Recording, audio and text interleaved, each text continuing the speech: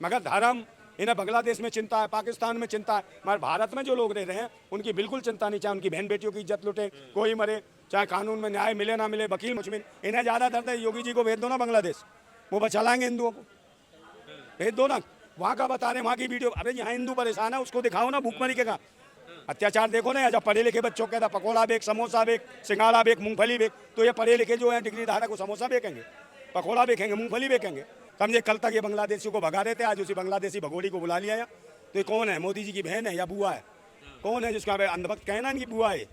संसद में गालियां देते हैं, जाति से ये संसद की घरमा गिरा दिया। ऐसा कभी सोचा नहीं था कि संसद बनाने के लिए हमारे देश के क्रांतिकारियों ने, भगत सिंह, राजगुरु, सुखदेव, पंडित चंद्रशेखर आजाद जैसे बहुत सारे वीर पुरुष क्रांतिकारियों ने अपनी शहादत दी इस देश के लिए। ऐसा नहीं सोचा था कि ऐसे बड़े टाइप के लोग, एक जमात तैयार हो जाएगी लोकसभा में खड़ी होगी जिससे हमें शर्मसार करेगी। हम जैसे लोगों को बड़ा कष्ट होता है। 2047 में देश को विकसित बनाना, विकसित नहीं, देश को बेच चुके होंगे 2047 तक, मैं बता रहा हूँ। मतलब क्या, हम क्या बोलना बंद कर दें? अगर सिस्टम है, हमें कोई किसी चीज़ के लिए आप बात कर रहे हैं, हम राष्ट्रहित में अगर बात करते हैं, सबको अपने अधिकार है आज़ादी का, ठीक है ना, ये सब भी जानते हैं और संवैधानिक अधिकार है। और आज जो लोग इकट्ठे हुए हैं सारे हमारे अधिवक्ता साथी हैं, भाई हैं, जो हमें समर्थन देने आए हैं इस मुसीबत की घड़ी में, हमारा हौसला बुलंद करने आए हैं। और ये चाहते हैं कि भाई आप चिंता मत करिए, हम पूरी तरीके से साथ हैं और आपका साथ देंगे। क्योंकि हमारे परिवार में ही कम से कम 10-12 वकील हैं, फैमिली में ही, तो वो लोग भी हैं, तो ये परिवार का हिस्सा है।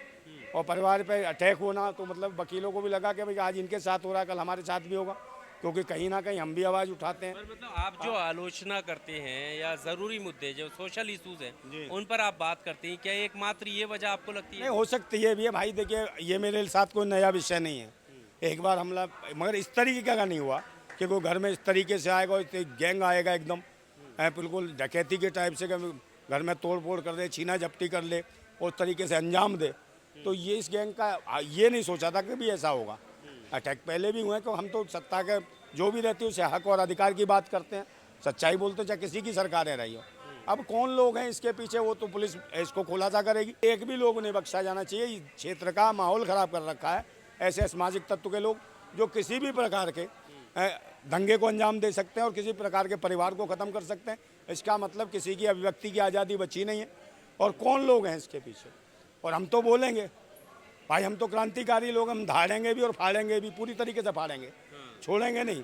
मगर हमें कोई डर नहीं है। गाजियाबाद में भी एक अटैक हुआ, बांग्लादेशी कहकर बांग्लादेश के नाम पर नफरत फैलाई जा रही है।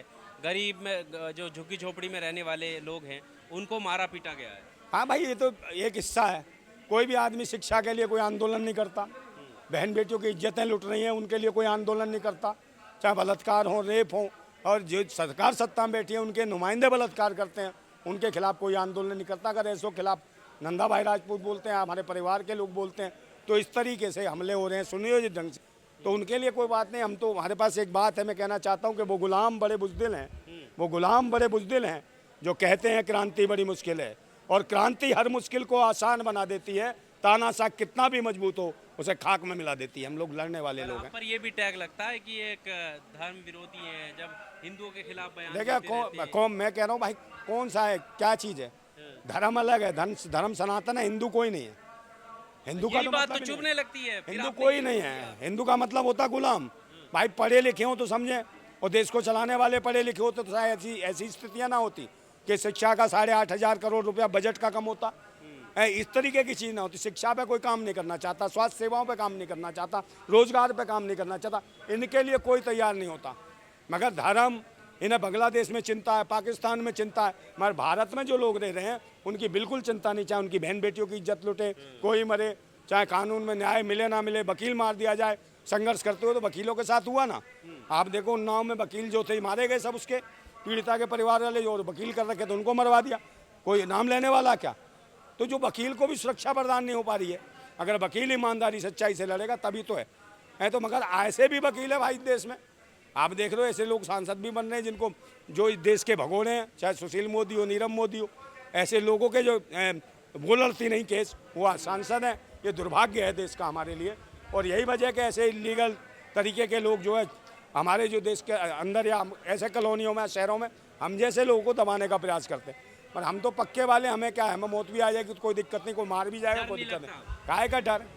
काय क्या कर आप बोलेंगे नफरत के खिलाफ तो आप ही पर ही जो है वो नफरती गैंग हमला कर ऐसा देगी। कुछ नहीं, हम तो भगत सिंह के अनुयायी हैं, भगत सिंह को मानते हैं, क्रांतिकारी लोग हैं।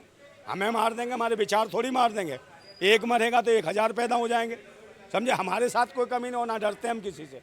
और मैं कह रहा हूँ आपके चैनल के माध्यम से, अगर हिम्मत है तो हिजड़ो, सामने आके लड़ो।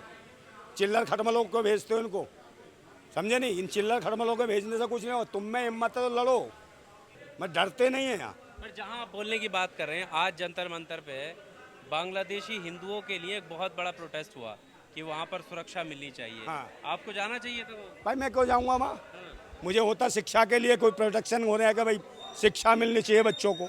ये इतने युवा बेरोजगार घूम रहे हैं, उनको रोजगार मिलना चाहिए था, मैं उसमें जरूर होता। अत्याचार हो रहा है। काय का अत्याचार है? अत्याचार देखो ना, जब पढ़े लिखे बच्चों के था पकौड़ा बेच, समोसा बेच, सिंगाड़ा बेच, मूंगफली बेच, तो ये पढ़े लिखे जो हैं डिग्री धारक को समोसा बेचेंगे, पकौड़ा बेचेंगे, मूंगफली बेचेंगे। इसकी ओर नहीं जाना। हम शिक्षा के लिए कोई तैयारी करता है, रोजगार की बात करता है, स्वास्थ्य सेवाओं की बात करता है, बहन बेटी की सुरक्षा की बात करता है, या और लोगों को जो देश के लिए लड़ते हैं, जैसे हमारे वकील भाई हैं, इनकी सुरक्षा भी बहुत जरूरी, इनके परिवार की सुरक्षा भी जरूरी है। ये दुनिया को सुरक्षा की बात करते हैं, क्योंकि अधिवक्ता का मतलब होता है सबके अधिकारों की बात करता है, वो अधिवक्ता होता है। और तो वो उस अधिवक्ता को भी जरूरत है कि आज कहीं ना कहीं सुरक्षा मिलनी चाहिए। इनको सुरक्षा ही नहीं है कोई, समझे। कल तक ये बांग्लादेशियों को भगा रहे थे, आज उसी बांग्लादेशी भगोड़ी को बुला लिया यहाँ। तो ये कौन है? मोदी जी की बहन है या बुआ है? कौन है जिसको अंधभक्त कहे ना, इनकी बुआ है जो भगोड़ी आई है। तो ये जब तानाशाह हुकूमत होती है तो भागने पड़ते हैं, छोड़ना पड़ता है। पूरी दुनिया में शेख हसीना को कहीं किसी कंट्री ने जगह नहीं दी। तो ऐसे तानाशाह लोगों को देश की हुकूमत बर्दाश्त नहीं करती, पब्लिक भी नहीं करती। वहाँ के स्टूडेंटों ने हमला किया, भागी वहाँ से। फिर जब किसी के अधिकार छीनो, यही देश में चल रहा है। आप धर्म के आधार पर लोगों को मूर्ख बनाओगे, मगर बेरोजगार हो जाएंगे। रिश्ते सही है ना बांग्लादेश से? कोई नहीं रिश्ते, क्या भाई वो सावन का महीना है, राखी बांधने आई है क्या? बताओ मुझे। तभी तो कह रहा हूँ अंधभक्त तो तुम्हारी बुआ आ गई है। और ये भगोड़ी जब यहाँ से जाएगी, ऐसा ना हो इनको भगा के ले जाए, ये सोचने का विषय है। और हमारी बहनें जो हमारी समय आ रहा है अखंड भारत बनाने का, कह रहे हैं कि ये अच्छा मौका बिल्कुल है। अखंड नहीं है, देश को खंड खंड कर रहे हैं, जातियाँ पूछ रहे हैं, संसद में गालियाँ देते हैं जाति से। मतलब ये संसद की गर्मा गिरा दिया यार। ऐसा कभी सोचा नहीं था कि संसद बनाने के लिए हमारे देश के क्रांतिकारियों ने, भगत सिंह, राजगुरु, सुखदेव, पंडित चंद्रशेखर आज़ाद जैसे बहुत सारे वीर पुरुष क्रांतिकारियों ने अपनी शहादत दी इस देश के लिए। ऐसा नहीं सोचा था कि ऐसे दलाल और भड़वे टाइप के लोग, एक जमात तैयार हो जाएगी लोकसभा में खड़ी होगी, जिससे हमें शर्मसार करेगी, हम जैसे लोगों को बड़ा कष्ट होता है। अभी योगी आदित्यनाथ का बयान आया कि ये भारत में विलय होगा, पाकिस्तान नहीं तो बर्बाद हो जाएगा। पर कुछ नहीं है तो कुछ भी है भाई, भारत में किस में विलय होगा? कुछ भी नहीं। इन्हें ज़्यादा दर्द है, योगी जी को भेज दो ना बांग्लादेश, वो बचा लाएंगे हिंदुओं को, भेज दो ना। वहाँ का बता रहे हैं, वहाँ की वीडियो। अरे यहाँ हिंदू परेशान है, उसको दिखाओ ना। भूखमरी के कहाँ 90 करोड़ लोग 4 किलो चावल फटक रहा है सूखा, उसको रोटी रोजी दो ना। आत्मनिर्भर भारत कहाँ से बनेगा जब रोजगार ही नहीं दोगे? तो क्या बनेगा? बेकारी बनेगा। कह रहे थे 2047 में देश को विकसित बना, विकसित नहीं, देश को बेच चुके होंगे 2047 तक। मैं बता रहा हूँ, हाँ गंभीर आरोप। बिल्कुल सच कह रहा हूँ, गंभीर नहीं है, सच है। 2047 हाँ बिल्कुल बिक चुका होगा भाई, सारे सरकारी भारत होगा। एक बात बताओ, 5,44,000 करोड़ रुपया इन्होंने सारे कारपोरेट जो बिजनेसमैन है उनका इन्होंने माफ़ किया। अगर ये पैसा किसानों पे लगाया जाता, युवाओं पे लगाया जाता, आज रोजगार की कमी नहीं होती पूरे देश के अंदर। कल ही तो मोदी जी ने लाल किले से बोला है कि प्रति व्यक्ति आय बढ़ी है। देखिए सर, ऐसा होता है, व्यक्ति आय नहीं बढ़ी है। इनके जो भाई हैं ना, मित्र हैं, जो दोस्त हैं इनके, अंबानी अडानी, उनकी आय बढ़ी है।